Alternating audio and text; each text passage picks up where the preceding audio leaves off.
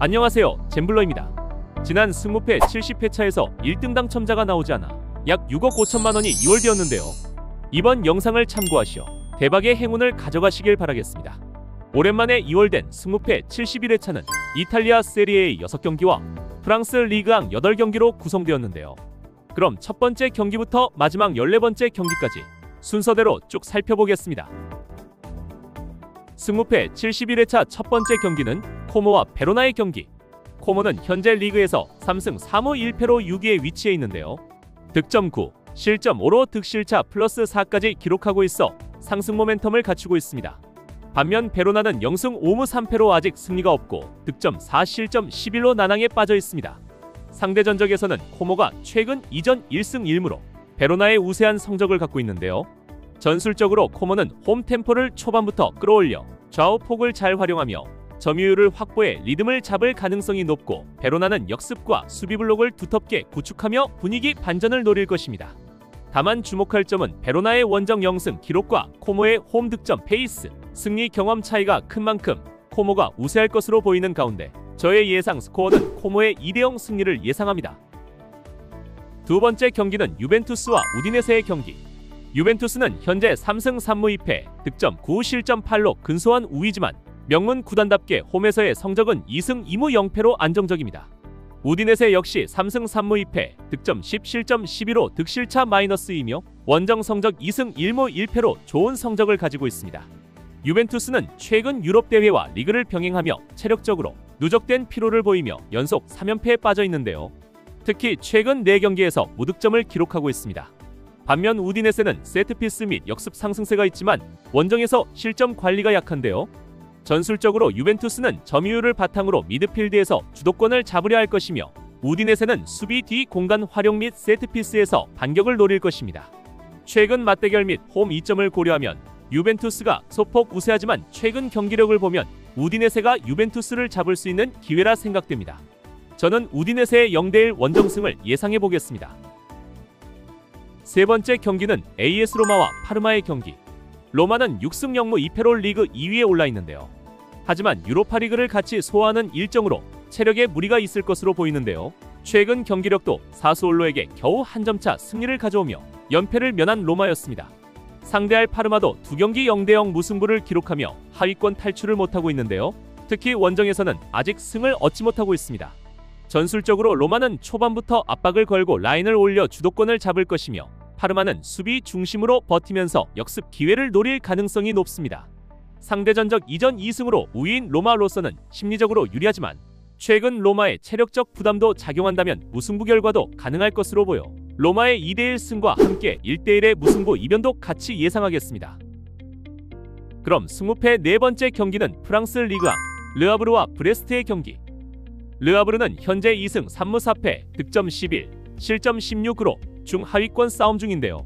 반면 브레스트는 3승 2무 4패, 득점 14, 실점 17로 리그 12위에 위치해 있습니다.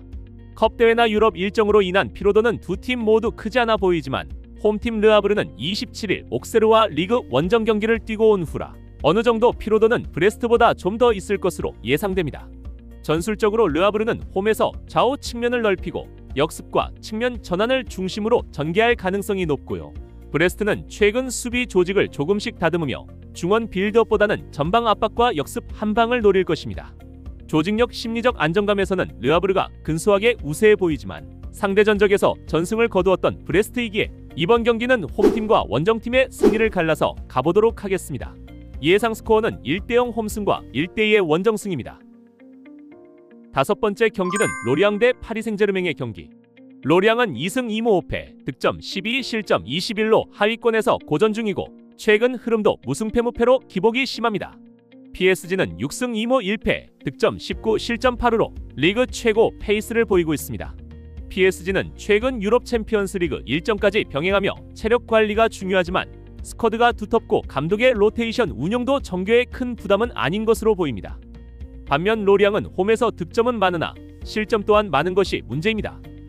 전술면에서는 PSG가 점유율 기반의 고밀도 빌드업을 바탕으로 주도권을 잡을 것이고, 로리앙은 수비 블록을 구축하고 역습이나 세트피스를 통해 찬스를 노릴 것으로 예상됩니다. 승부키는 PSG의 전방 압박과 로리앙 수비 봉쇄력인데요. 경험과 조직력에서 파리 생제르맹이 압도적인 기록을 보이고 있습니다. 저의 예상 스코어는 원정팀 파리 생제르맹의 1대3 원정승을 예상합니다. 여섯 번째 경기는 메스와 랑스의 경기. 메스는 현재 0승 2무 7패로 18위에 위치하며 매우 어려운 시즌을 보내고 있는데요.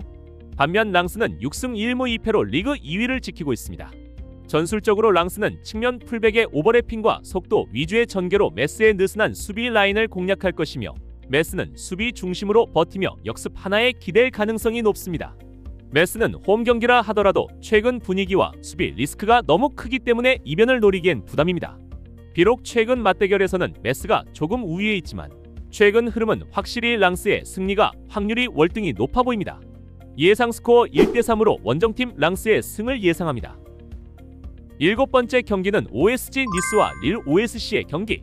양팀 모두 상위권 진출을 위한 치열한 접전이 예상되는 경기인데요. 더군다나 최근 2연승을 거두며 상승세 분위기를 타고 있는 두 팀입니다. 또한 두 팀 모두 주중 유로파 경기를 뛰고 온 후라 피로도는 똑같이 어느 정도 있을 것으로 보입니다. 릴은 최근 유럽 대회 병행과 내부 선수 로테이션이 변수이나 스쿼드 밸런스가 좋고 공격진에서 위협적인 움직임을 보여주고 있는데요. 니스는 홈에서 조금 더 안정적인 모습을 보이지만 결정력과 수비 실수가 걸림돌입니다. 전술적으로 니스는 중원 압박과 측면 돌파를 통해 릴의 빌드업을 흔들 계획이며, 릴은 점유율을 높여 측면과 중원을 유기적으로 활용하는 스타일인데요. 상대 전적에서도 무승부가 많았던 만큼 이번 경기는 1대1의 무승부 결과와 함께 홈에서 강한 니스의 2대1의 한 점차 승리도 함께 기대해보겠습니다. 여덟 번째 경기는 볼로냐와 토리노의 경기. 볼로냐는 4승 2무 2패, 득점 13실점 7로 홈에서는 3승 0무 0패의 압도적 흐름을 보이고 있습니다. 반면 토리노는 3승 2무 3패, 득점 8실점 14로 12위에 랭크되어 있는데요. 체력 측면에서는 지난 주중 유로파리그를 치룬 볼로냐가 더 부담을 갖고 이번 경기에 임하고 있습니다. 전술적으로 볼로냐는 측면과 후방 압박을 강화하며 상대 수비 라인을 흔드는 스타일이고, 토리노는 아직 경기 템포 전환과 마무리 동력이 부족해 보입니다. 하지만 볼로냐 못지않게 연승을 거두고 있는 토리노이고, 볼로냐의 피로도를 감안한다면 이번 경기에서 무승부 결과 정도는 충분히 만들어낼 수 있을 것으로 보입니다. 저는 1대1 무승부에 기대를 걸어보겠습니다. 아홉 번째 경기는 제노아와 크레모네의 경기. 리그 8라운드까지 아직 첫 승도 올리지 못하고 있는 제노아. 상대할 크레모네도 6경기 연속 승을 못 올리며 11위에 머무르고 있는데요. 최근 맞대결도 23년 8월에 친선전으로 만난 적이 있었지만 이마저도 득점 없이 0대0으로 끝난 경기였습니다. 전술적으로 제노아는 롱볼 측면 중앙 돌파형 전개로 반등을 노릴 것이고, 크레모네세는 수비 조직과 세트피스 기회를 최대한 활용할 것으로 전망되는데요. 실점 가능성은 제노아가 더 크므로 균형형 흐름이 예상되는 가운데 이 경기도 한 골씩 주고받는 끝에 결국 1대1 무승부로 경기를 마치지 않을까 예상합니다. 열 번째 경기는 인터밀란과 피오렌티나의 경기. 연승을 이어가다 전 경기에서 선두팀 나폴리에게 3대1로 패하며 상승세를 멈춘 인터밀란. 원정팀 피오렌티나는 볼로냐를 맞아 2대2의 극적인 무승부를 기록하며 중요한 승점 1점과 함께 자신감을 회복하는 경기를 펼쳤는데요. 두 팀 모두 챔피언스 리그와 컨퍼런스 리그를 소화하느라 체력적으로 힘든 경기를 치를 것으로 보이는데요. 시간적으로 볼 때 피오렌티나가 체력적 부담은 좀 더 있지 않을까 예상됩니다. 전술적으로 인테르는 전방 압박과 측면 돌파, 하프 스페이스 침투 중심이 될 것이고, 피오렌티나는 세트피스와 함께 수비 블록 유지로 버티려 할 것으로 보이는 가운데 상대 전적에서도 앞서고 홈에서 강한 인테르가 승리를 가져갈 것으로 보이며 예상 스코어는 3대1 홈승으로 기대해보겠습니다. 11번째 경기는 낭트와 AS 모나코의 경기. 두 팀 모두 최근 일정이 부담스럽게 느껴질 만큼 빡빡한데요. 특히 모나코는 낭트에 비해 유럽 일정 부담과 일부 결장 선수 리스크가 있어 보입니다. 하지만 모나코가 낭트보다는 분명히 전력에서 앞서 보이는데요. 낭트는 홈에서의 경기력이 다소 안정된 편이나 모나코의 빌드업 조직과 반격 능력을 막기엔 쉽지 않아 보입니다. 전술적으로 낭트는 측면 위주 역습과 세트피스를 준비하고, 모나코는 점유율을 높이고 전방과 중원 간 전환 속도를 살리는 방식으로 경기를 풀어갈 것으로 예상됩니다. 상대 전적에서도 모나코가 완승을 거둔 적이 많고, 원정 경기에서도 기록면에서 모나코가 월등히 우위인 경기였다는 점에서 이번에도 원정팀 모나코의 승리가 예상됩니다. 저의 예상 스코어는 2대0 모나코의 승리를 예상합니다. 12번째 경기는 파리 FC와 리옹의 경기. 랑스와 낭트에게 한 점차 패배를 당하며 11위로 내려앉은 파리FC. 리옹은 유로파 리그에서 바젤을 꺾고 리그에서 스트라스부르를 2대1로 승리를 거두며 겨우 리그 4위 자리를 지키고 있는데요. 하지만 리옹으로서는 어느 정도 피로가 누적될 가능성이 있으나 스쿼드 깊이나 전술 선택지에서 파리FC를 압도합니다. 파리FC는 홈에서의 조직력 개선이 보이지만 아직 과감한 공격 전개가 부족하고 수비 실수가 잦은데요. 전술적으로 리옹은 측면 돌파와 풀백 오버래핑을 통해 파리FC 수비 뒷공간을 노릴 것이고 파리FC는 밀집 수비 후 역습과 세트피스를 기대해봅니다. 저의 예상 스코어는 원정팀 리옹의 3대1 원정승을 예상합니다.